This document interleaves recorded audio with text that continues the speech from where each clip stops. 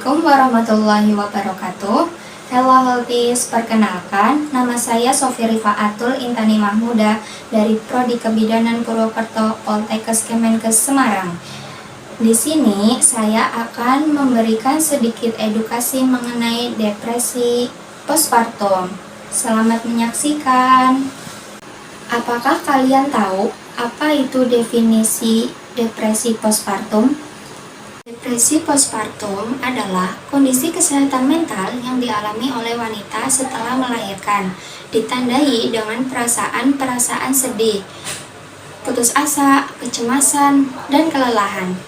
Kondisi ini berbeda dari baby blues karena depresi postpartum salah satu bentuk depresi yang memerlukan tindakan medis.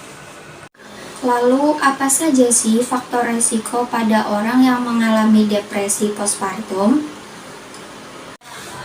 Ada beberapa faktor resiko depresi postpartum. Yang pertama, mempunyai riwayat depresi postpartum.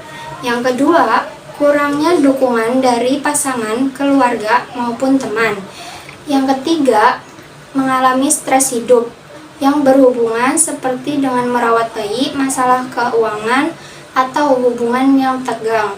Yang keempat, mengalami perubahan hormon, terutama pada hormon estrogen dan progesteron setelah melahirkan. Yang kelima, mengalami komplikasi saat kehamilan dan melahirkan. Tanda dan gejala apa saja sih yang dialami oleh orang yang mengalami depresi postpartum? Tanda dan gejala pada depresi postpartum.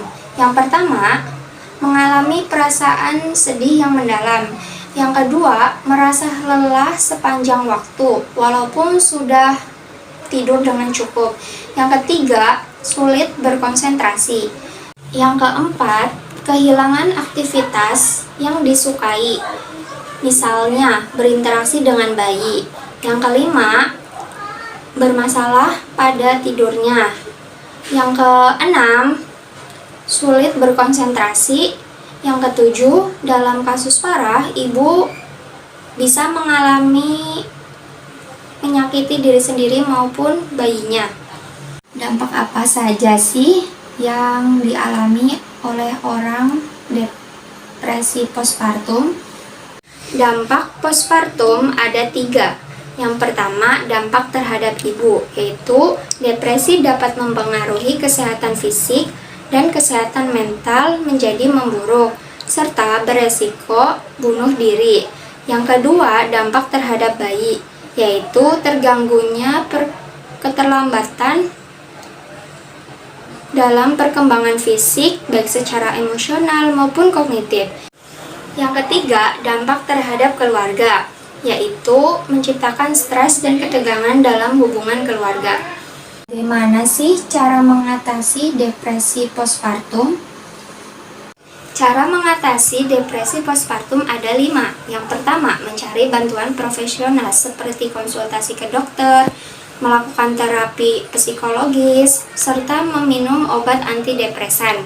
Yang kedua, adanya dukungan seperti dukungan dari pasangan, keluarga, maupun teman. Yang ketiga, melakukan perawatan diri seperti istirahat yang cukup, nutrisi seimbang, lalu melakukan aktivitas fisik, dan memberi waktu untuk me time. Yang keempat, strategi mengelola stres seperti melakukan meditasi supaya rileks, lalu menulis perasaan dalam jurnal. Yang kelima, mengedukasi dan menginformasi bahwa depresi postpartum adalah kondisi medis yang dapat diobati, dan dengan mengenali gejalanya, maka supaya untuk segera mendapat bantuan.